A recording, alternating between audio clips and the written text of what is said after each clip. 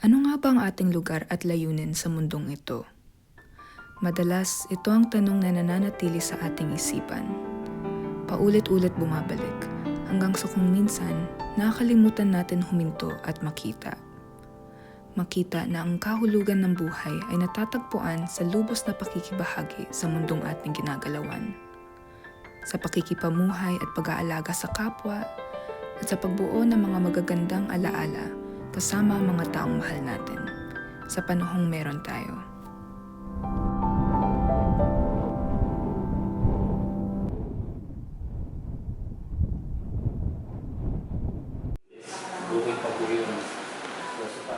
Sa nakalipas na 5 araw, nandito kami ng lola ko, si Nanay, sa Batanes.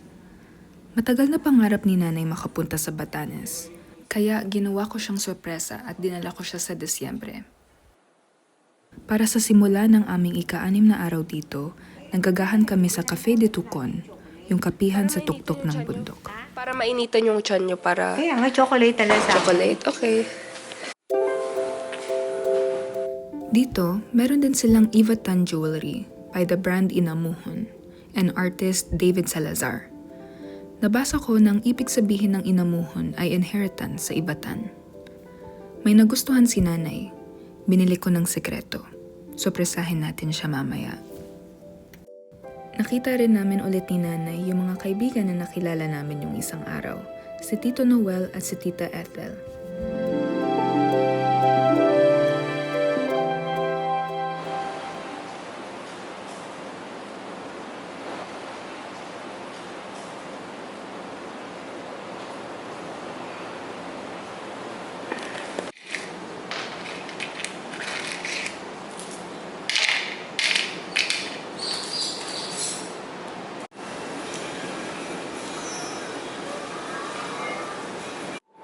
Simat na simat.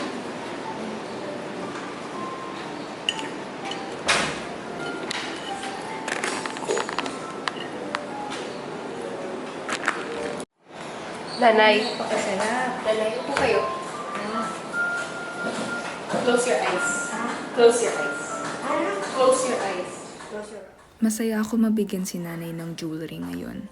Kasi since bata ako, siya laging nagbibigay sa akin ng mga jewelry. Ang mga jewelry na yon ay pinag-ipunan at pinagtrabahuhan niya noon para mabenta, para mabuhay ang kanyang pamilya, ang mama ko at ang mga kapatid ni mama. Hanggang ngayon, suot-suot ko at inaalagaan ko ang mga bigay sa akin ni Nanay. Katulad ng pangalan na Inamuhon, ang mga jewelry na nakuha ko ay inheritance, pero hindi lang sa pera o material na halaga. Isa rin tong pamana ng pagmamalasakit at paalala kung gaano kami minahal ni Nanay. Parang ito nabili nung umalis ko, kami nagumitahan. Sabi ko, suot mo sa akin. Happy? Happy, very. Oh. Sa'yo kapag ganito, sa akin pa paano. Kumaano ba ang ano na hindi niya, oh.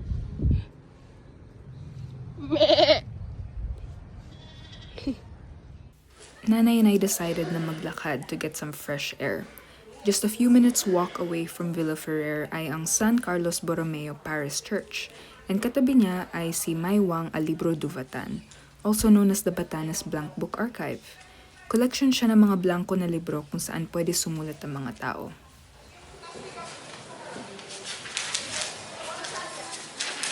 Oh, blank. Anong date na ba? December... May December pa ngayon. December 14.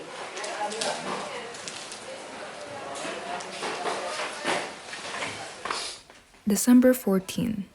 I write this on a rainy afternoon, sitting beside my grandmother, Nenita. My name is Alina, and my Lola and I came to Batanes from Manila on December 9. This is why I'm writing in the 129 book. My Lola is 86. I'm so happy that we get to experience this together. She lives in the Philippines, and I don't get to see her often because I live across the world in Vancouver, Canada. I brought my Lola here because this is her dream place to visit. She took care of me from when I was born up until I moved. She continues to take care of me well, even if it's only through the phone most times. My lola is more than my lola. She's my best friend. We're staying at Villa Ferrer, a new house in Mahatao, right by the seashore. There we have found a home away from home. Everyone there radiates of kindness and they take such good care of my lola and I. I will forever be grateful to them for helping shape the most beautiful experience for us. Maraming salamat Norilyn, Kitty, Toto, Jerome, and everyone at Villa Ferrer. We would not have been able to live this experience without you. Nanay and I have been able to do so much since we arrived. We saw beautiful shells at Maidangeb White Beach. We rode a Kogon trike with Mang Toto and circled the entire island. My grandma braved her fear of heights and climbed Vayang rolling hills even with her sensitive knees. We ate breakfast as we sat along Valugan Boulder Beach. We met Lola Annie from Igna's Handicraft, who is so talented in weaving. We bought matching sea glass necklaces from the Honesty coffee shop. And we almost flew away with the wind at Rakua Payaman. These are some of the many memories we now have. During Nanay and I's first walk, 2 kids that we passed by immediately came to Nanay para magmano po. Soon after, 2 lolas walked with us to help guide us around. Everyone acknowledges one another wholeheartedly with a warm smile and a gentle nod. Thank you to everyone we've crossed paths with and for welcoming us with your beautiful culture. This is a place where every day you learn from the people here what it's like to choose kindness. I asked Nanay what she would like to have written down. She's so happy that she's able to go to Batanes at her age of 86 and to have been given the opportunity to meet the people here and to experience the culture. She hopes she can come back again. I am now 23 years old. I hope I can bring Nanay here again and also other people that I love. See you very soon. Love, Alina and Nenita.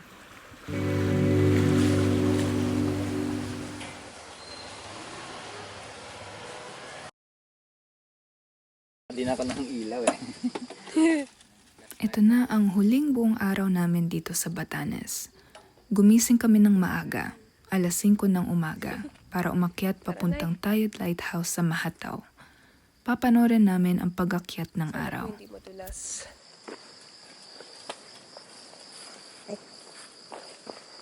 Hindi na siguro madalas kasi parang buong araw na, ay buong gabi nang hindi Umulan. umulan. Okay.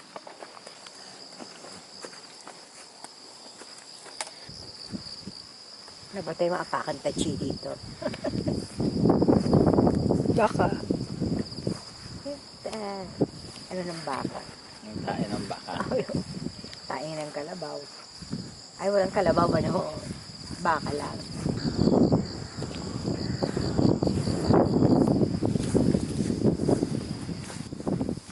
Ganda. Sana naman yun.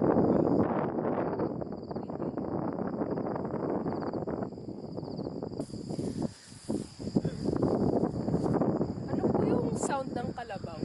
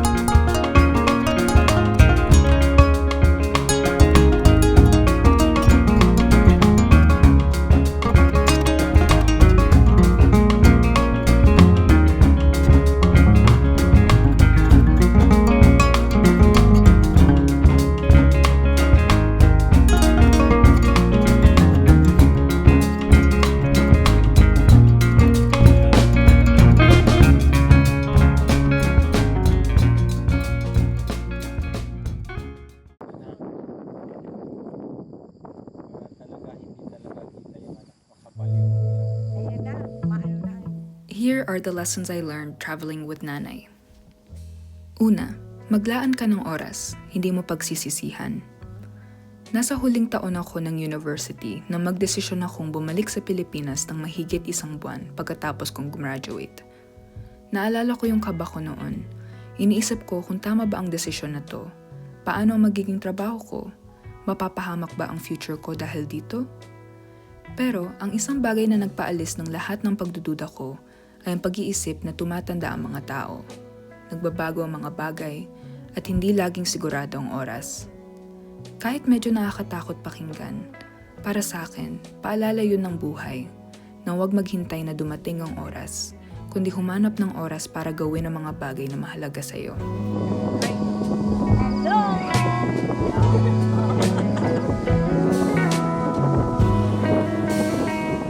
Pangalawa, magtanong na madaming tanong at makinig. May libro akong binabasa by Zico Diwa, tawag Revisiting Filipino Indigenous Wisdom for Personal and Shared Well-Being, kung saan binanggit niya ang mga salitang Filipino na nagsisimula sa ma para ipakita ang plentiness ng isang bagay, tulad ng makulay para sa sobrang kulay o malakas para sa sobrang lakas. Binanggit din niya ang salitang matanda, tanda meaning memory, to show na ang elders natin madami mga memorya. Merong kasabihan, kapag may elder na pumanaw, para kang nagsunog ng isang buong aklatan, library. Napakaraming alaala, karunungan at kaalaman na dala ng mga elders natin. At ang napansin ko, madalas ang gusto lang nila ay may gustong makinig. At madami din tayong pwedeng matutunan mula sa kanila. After your 86 years of life, would you say na wala kayong regrets? I don't regret. Parang pagsisisi. Wala. Parang flow lang, loob lang. Na-used to na ako sa gano'n na. Yun ang pinagano'n sa akin yun. Salamat na nabuhay ko. Pero wala akong regret sa buhay. Pangatlo, sumabay ka sa ritmo nila. Kapag kasama ko si nanay, mas bumabagal ang takbo ng mga ginagawa ko. Mas matagal akong kumain, mas mabagal ako maglakad, at hindi ko nararamdaman na kailangan kong punuin ang buong araw ko ng mga plano na dapat tapusin. Dumating ako sa Batanes na walang konkretong plano. Hindi tulad ng iba kong mga biyahe na halos araw-araw ay may nakahandang gagawin. Ginawa ko to para masigurong tugma ang araw namin sa pangangailangan ni nanay, lalo na kapag napapagod siya at kailangan magpahinga. Pero kahit wala kaming malinaw na plano, naging napakaganda ng mga araw namin dahil ginagawa lang namin ang mga bagay na tumatawag sa amin sa oras na yon. Napagtanto ko rin na pag nagmamadali kang maranasan ng mundo, yun rin ang maaring dahilan kung bakit nakakalimutan natin ang mismong mga naranasan natin.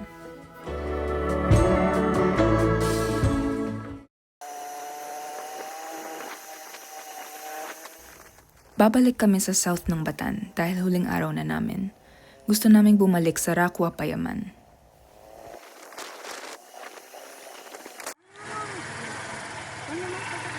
Saan ang hanggahan yan? Ganyan.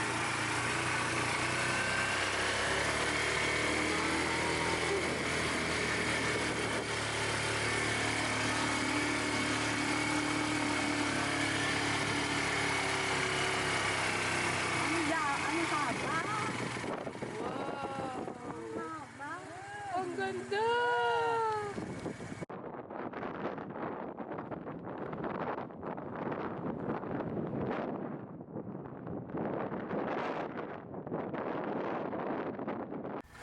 Sobrang nagustuhan namin ni nanay yung bundok malapit sa Tayed Lighthouse kaninang umaga, kaya pabalik kami dun.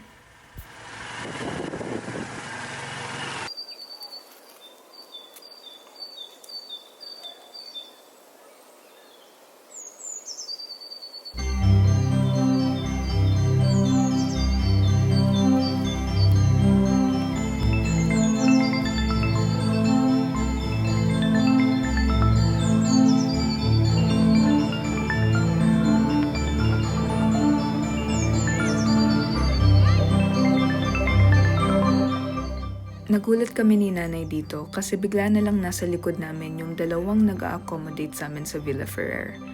Sila yung laging nagluluto ng mga food namin and laging tumutulong sa amin ni nanay.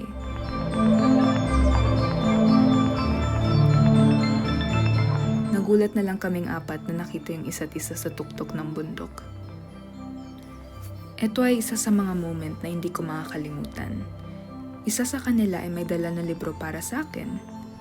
The night before, tinatanong ko siya kung may mga bookstore sa bayan kung saan ako pwede makakuha ng libro tungkol sa Batanes. Sabi niya, wala, unfortunately. Hindi ko alam, naghanap siya ng libro para sa akin. Nakakuha siya ng isang Ivatan dictionary. Ang Ivatan ay ang katutubong wika ng Batanes. Hindi ako makapaniwala na naghanap siya ng libro at niregalo niya sa akin. If you're watching this, thank you po, Ma'am Kitty.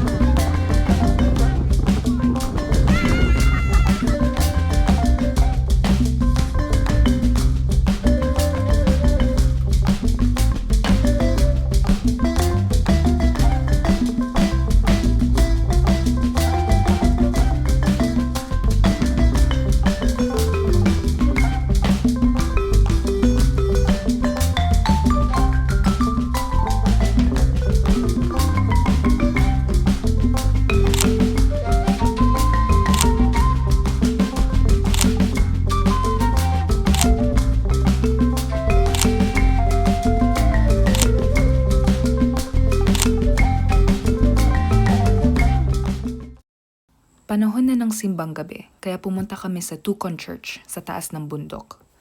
Nilipat nila yung oras ng misa, kaya nagpalipas kami ng isang oras sa tabi ng kalsada na to, katabi ng bukid at mga baka, habang pinapanood ang paglubog ng araw. Baba pa ng konti. Baba pa daw. Yan.